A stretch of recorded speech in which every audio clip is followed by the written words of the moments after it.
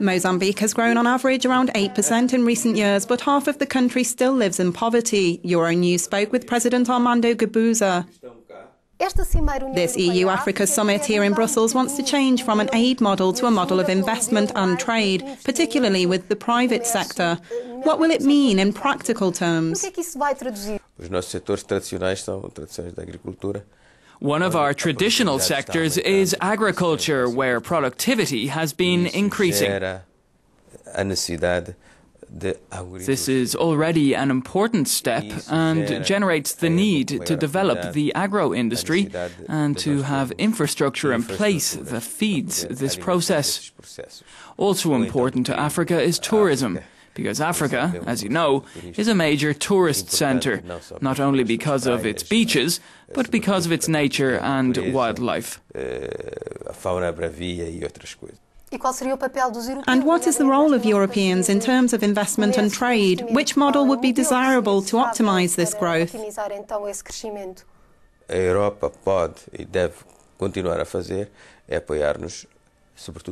What Europe can and must do is continue to support us, especially in infrastructure, training and fighting dangerous diseases. Mozambique is working at it, although only since relatively recently.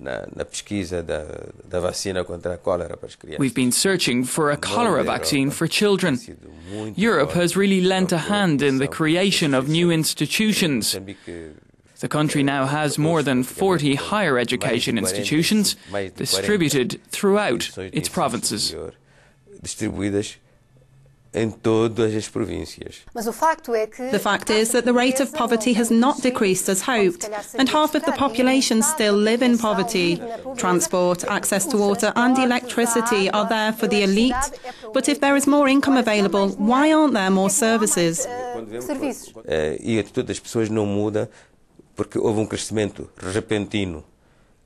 People's attitudes don't change just because there is a sudden 10 or 15% growth rate. The distribution of wealth isn't just mathematical. It depends on the creation of jobs, hospitals, infrastructure and so on. Each one takes a long time to build. Despite the growth that Africa is experiencing, to build a 100 or 200 kilometre road, for example, needs a major investment that's simply not available.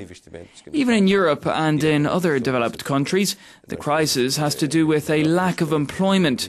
You can't say there's a lack of money or of resources. They exist here, but aren't enough to absorb all the workforce. We're starting to grow, but obviously we can't see development like that from one minute to the next.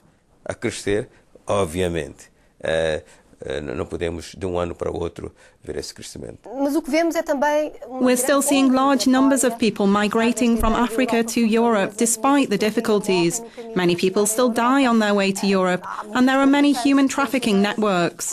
How do you think this problem should be solved? The problem is socio-economic. More jobs should be created. There should be investments in improving living conditions, further strengthening of technical and vocational training, as well as university education and infrastructure. These changes would stop people from migrating from Africa to Europe or to any other continent in search of better living conditions.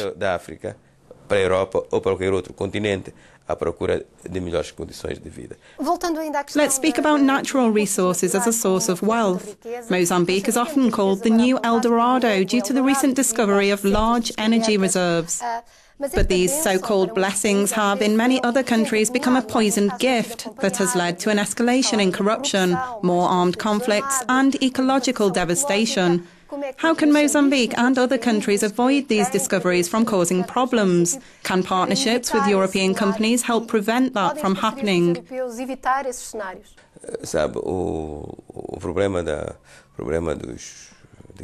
The problem shown by these great discoveries is, in essence, that we still have major shortcomings in knowledge, science and technology.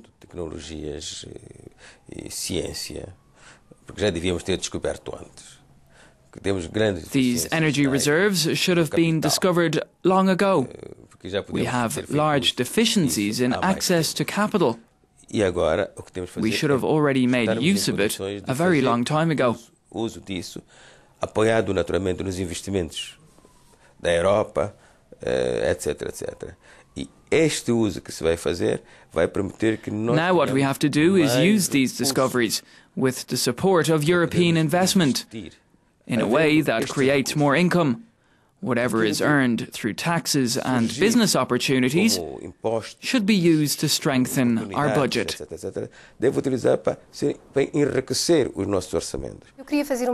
Let's now talk about peace on the African continent. The EU is a major contributor to peacekeeping missions. Recent examples can be seen in the Central African Republic, but also in Mali.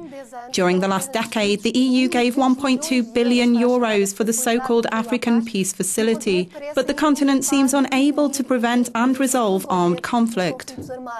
Africa is aware that there are problems. Africa moves when there are problems and tries to anticipate and prevent them as they arise. But obviously these are human issues related to socio-economic problems and ancestral cultural conflicts between certain sectors of the population. You don't solve them by just handing over another $1 billion.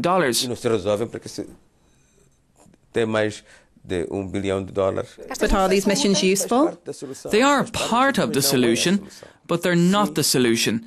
Yes, we need to continue to have the support of Europe, but not think that support from Europe is a magic wand that solves everything. I wish it was.